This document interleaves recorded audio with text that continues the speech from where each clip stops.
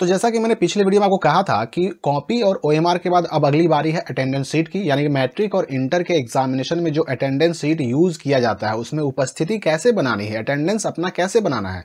क्योंकि देखिए एग्जामिनेशन में क्वेश्चन का आंसर आप लाख लिखते हैं, अच्छे से लिखते हैं, सही सही लिखते हैं, लेकिन अगर अटेंडेंस शीट पर ये अटेंडेंस बनाना आप भूल गए या फिर गलती इस पर कर दिया तो सारी मेहनत बेकार हो जाती है। आपको उस दिन के एग्जामिनेशन में एब्सेंट मान लिया जाता है। तो ये काम भी उतना ही जरूरी है जितना कि आपका कॉपी पर या ओएमआर पर आंसर देना।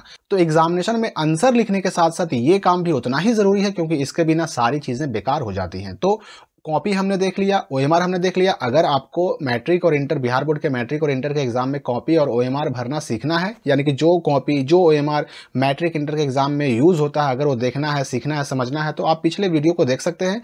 ये दोनों वीडियो ऑलरेडी चैनल पर डाल दिए गए हैं, आप वहां जाकर सीख सकते हैं, देख सकते हैं। अभी जो बारी है हमारी इस वीडियो में कि अटेंडेंस शीट पर अटेंडेंस कैसे बनाना है। तो देखिए अटेंडेंस शीट की बात अगर हम करें तो मैट्रिक और इंटर दोनों के एग्जाम में ये दो अटेंडेंस शीट मिलता है आपको। इसको कहते हैं पार्ट ए। आप देख सकते हैं यहाँ पर कि उपस्थिति पत्रक पार्ट ए लिखा हुआ है, attendance sheet A for theory exam. और ये जो है आपका, ये अटेंडेंस शीट पार्ट बी है। आप यहाँ पर देख सकते हैं उपस्थिति पत्रक part B, attendance sheet B for theory exam. तो कहने का मतलब ये हुआ कि ये दो पेपर में आपको अटेंडेंस शीट मिलेगा, हर दिन मिलेगा। तो अब इसमें करना क्या है, पहले हम पार्ट ए को समझ लेते हैं कि पार्ट ए में कौन कौन से काम करने हैं। तो सबसे पहला काम तो इसमें यह करना है कि आपको देखना है कि जैसे ही ये हाथ में मिले आपको मिला लेना है कि आपका यहाँ पर नाम जो छपा हुआ है आपका अपना ही हो, रोल कोड, रोल नंबर आपका अपना छपा हुआ हो, सूचीकरण यानी कि रजिस्ट्रेशन नंबर भी आपका अपना ही छपा हुआ हो। इसके अलावा देखिए ये चूंकि इंटर का अटेंडेंस शीट है इसलिए यहाँ पर आर्ट्स लिखा हुआ है। मैट्रिक वालों का यहाँ पर संकाय में आर्ट्स या साइंस लिखा हुआ नहीं रहेगा, ये संकाय वाला कॉलम ही नहीं रहेगा। जिला का नाम रहेगा, परीक्षा केंद्र का नाम रहेगा और इस बॉक्स में CS यानी केंद्राधीक्षक की मुहर लगी हुई रहेगी। तो बिहार बोर्ड की तरफ से यही अटेंडेंस शीट मैट्रिक में भी आता है और यही अटेंडेंस शीट इंटर में भी आता है, बिल्कुल सेम आता है, दोनों के लिए यही यूज होता है। अब इसमें काम क्या करना है, तो ये आपने मिला लिया, फोटो भी आपने मिला लिया कि आपका अपना ही है। तो अब क्या करना है, तो सारे डिटेल्स मिला लेने के बाद जब आप संतुष्ट हो जाए कि ये अटेंडेंस शीट आप ही का है, तो आपको अब इसमें अपना अटेंडेंस बनाना है। देखिए यहाँ पर जो बॉक्स बने हुए हैं, ये बॉक्स एक यहाँ है, एक यहाँ है, एक यहाँ है, तो ये अलग अलग सब्जेक्ट का अलग अलग बॉक्स है। देखिए ओएमआर आपको डेली अलग अलग मिलेगा, आपको कॉपी डेली अलग अलग मिलेगा, क्वेश्चन भी डेली अलग अलग मिलेगा, लेकिन अटेंडेंस शीट डेली यही वाला मिलेगा। एक दिन इसमें बनाना है तो उसके अगले दिन इसमें बनाना है, उसके अगले दिन इस बॉक्स में बनाइएगा, उसके अगले दिन इस बॉक्स में, उसके अगले दिन इस बॉक्स में। यहाँ पर देख सकते हैं आपकी, चूंकि इस स्टूडेंट का 5 ही सब्जेक्ट था तो इसके 5 बॉक्स में यहाँ पर सब्जेक्ट का नाम और परीक्षा की तिथि छपी हुई है, बाकी 2 बॉक्स खाली हैं, यानी कि जितना सब्जेक्ट आपका रहेगा उतना इसमें छपा हुआ रहेगा। और करना क्या है आपको, एग्जाम्पल के लिए आप फर्स्ट दिन एग्जाम देने गए, उस दिन आपका अगर मैथ का एग्जाम हो रहा है तो यहाँ पर मैथ लिखा हुआ रहेगा और उस दिन जो एग्जाम का डेट रहेगा उस दिन का डेट यहाँ पर छपा हुआ रहेगा। अब क्या करना है कि क्वेश्चन जो मिला आपको उस दिन, यानी कि अगर आप मैथ के दिन अटेंडेंस बना रहे हैं तो सिर्फ इसी बॉक्स में काम करना है और किसी बॉक्स में काम नहीं करना है, एक दिन में एक बॉक्स में। तो आप फर्स्ट दिन इसमें बनाइएगा, उस दिन जो क्वेश्चन मिला आपको तो आपको क्या करना है कि उस क्वेश्चन को उठाना है और क्वेश्चन नंबर देखिएगा। क्वेश्चन नंबर आप जानते ही हैं कि ये वाला जो बॉक्स बना हुआ है, इस बॉक्स में जो नंबर लिखा हुआ है 210 और उसके बाद 7 डिजिट, यही है क्वेश्चन नंबर। तो ये क्वेश्चन नंबर आपको यहाँ पर लिखना होगा, जैसे कि 210 हम यहाँ पर लिख देंगे 210 और उसके बाद लिखेंगे हम 073 और उसके बाद डिजिट आता है 91 और 51, ये हमने लिख दिया। अब लिखने के बाद उसके संबंधित गोलक को गोल भी करना है। 2 के नीचे हम देखेंगे 2 कहाँ है, तो 2 यहाँ पर है, 2 को हम गोल कर देंगे। उसके बाद उसी तरह से 1 के नीचे 1 को गोल कर देंगे। अब ध्यान क्या रखना है कि इसमें अब एक लाइन में हमने जब एक गोलक गोल कर दिया तो दूसरा इस लाइन में नहीं करेंगे हम। फिर इसी तरह से यहाँ पर 0 के नीचे 0 वाले गोलक को हम गोल कर देंगे और यहाँ भी 0 वाले गोलक को गोल कर देंगे। इस तरह से ये OMR में जिस तरह से हम लोग अपना आंसर देते हैं वैसे ही यहाँ पर आपको गोल गोल करना होगा। 7 के नीचे 7 कर देंगे हम और उस प्रकार से जो है ये सारे गोलकों को हम गोल कर देंगे। पर ध्यान आपको वही देना है कि एक लाइन में, एक सीधी रेखा में बस एक ही गोलक गोल होना चाहिए।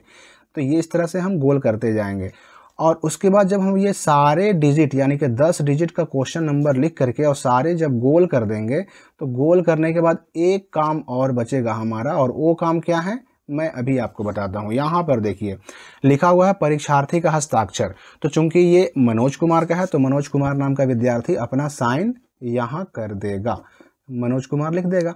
और उसके बाद देखिए यहाँ पर उपस्थित के सामने एक गोला है, अनुपस्थित के सामने एक गोला है, निष्कासित के सामने एक गोला है। आपको सिंपली क्या करना है कि उपस्थित के सामने वाले गोलक को गोल कर देना है, यानी कि आप एग्जाम दे रहे हैं, आप प्रेजेंट हैं, ये चीज़ आपको यहाँ गोलक को गोल कर देना है। ये पार्ट ए वाला काम कंप्लीट हो गया, मतलब पार्ट ए में एक दिन का अटेंडेंस बन गया। अब अगले दिन फिर यही चीज़ आपको मिलेगा, सेम यही वाला पेपर आपको मिलेगा। उस दिन इसमें कुछ नहीं करना है, उस दिन जो आपका अगला एग्जाम होगा उसमें आपको सेम यही काम। अब उस दिन जो क्वेश्चन मिलेगा उसका क्वेश्चन नंबर यहाँ पर लिखेंगे और वैसे ही गोलक को, जैसा मैंने आपको बताया कि जो अंक आप ऊपर लिखे बॉक्स में उसके नीचे वाले वही गोलक को गोल करना है। और एक लाइन में आपको एक ही गोलक गोल करना है। जैसे यहाँ पर एक कर दिया तो अब ऐसा नहीं कि जीरो वाला हम यहीं पर कर देंगे, नहीं, जीरो वाला जीरो के सामने में करेंगे। तो कल जब अगली बार जब आप जाएंगे, जब ये यही वाला दोबारा आपको मिलेगा तो अगले वाले बॉक्स में आपको ये काम करना है। उसके बाद उसके अगले दिन जाएंगे तो फिर ये वाले गोलक में वही काम होगा। अब उस दिन जो आपको क्वेश्चन मिला उसका नंबर यहाँ पे लिखाएगा और वैसे ही गोलक गोल होगा और उपस्थित के सामने ये गोल करेंगे और यहाँ साइन कर देंगे। मतलब ये जो काम मैंने आपको दिखाया यहाँ इस बॉक्स में, यही काम पर डे आपको करना है। आज इसमें किया तो कल इसमें करेंगे, परसों इसमें करेंगे, तरसों इसमें करेंगे, इस तरह से करना है।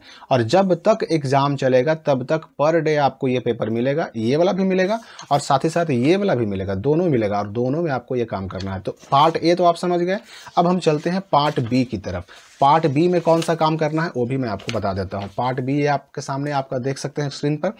पार्ट बी में क्या करना है, देखिए यहाँ पर भी आपका फोटो छपा हुआ रहेगा, नाम, पिता का नाम, माता का नाम यहाँ पर देख सकते हैं कि मनोज कुमार, फिर पूजा देवी माँ का नाम, अजय सिंह पिता का नाम छपा हुआ है। इधर भी वही सारी डिटेल्स और वही सारे डिटेल यहाँ भी छपे हुए हैं। ये आपको पहले मिला लेना है कि आपका अपना ही है। अब उसके बाद पहला दिन का एग्जाम जो है, डेट यहाँ और सब्जेक्ट यहाँ लिखा हुआ रहेगा। डेट यहाँ लिखा हुआ रहेगा, मान लेते हैं मैथ का एग्जाम है 1 तारीख को, इस तरह से जो भी रहेगा। तो फर्स्ट दिन का डेट और फर्स्ट दिन का ये सब्जेक्ट का नाम यहाँ पे लिखा हुआ रहेगा। अब उसके सामने देखिए OMR संख्या है और उसके बाद है उत्तर पुस्तिका संख्या। तो अब क्या करना है आपको कि हर दिन का OMR तो आपको अलग मिलेगा, मैंने पहले आपको बता दिया। तो अब हम OMR लेके आते हैं। ये OMR जो है पहले आपको मैंने भरना सिखा दिया है, वही OMR है। तो देखिए यहाँ पर देखिए कि यहाँ पर OMR संख्या लिखा हुआ है 1 2 3 4 5 6 7 8 9 0। तो हम क्या करेंगे, सिंपली इस बॉक्स में वही OMR संख्या लिख देंगे, यानी कि जो हमें इस दिन के एग्जाम में मिला। मान लीजिए यहाँ पर हिंदी लिखा हुआ है तो जो हिंदी वाला के दिन हमको मिलेगा उसका OMR संख्या हम यहाँ लिखेंगे। और उसके बाद क्या करेंगे कि उत्तर पुस्तिका, यानी कि वही हिंदी वाले दिन जो हमको उत्तर पुस्तिका यानी कॉपी मिली, कॉपी का नंबर हम लिख देंगे कहाँ, उसके बगल में। ये कॉपी मैंने इसको भी भरना आपको सिखा दिया है। तो कॉपी का नंबर यहाँ देख सकते हैं कि 1 2 3 4 5 6 7 8 लिखा हुआ है। तो ये कॉपी वाला नंबर हम क्या कर देंगे, उसके बगल में लिख देंगे 1 2 3 4 5 6 7 8 लिख देंगे।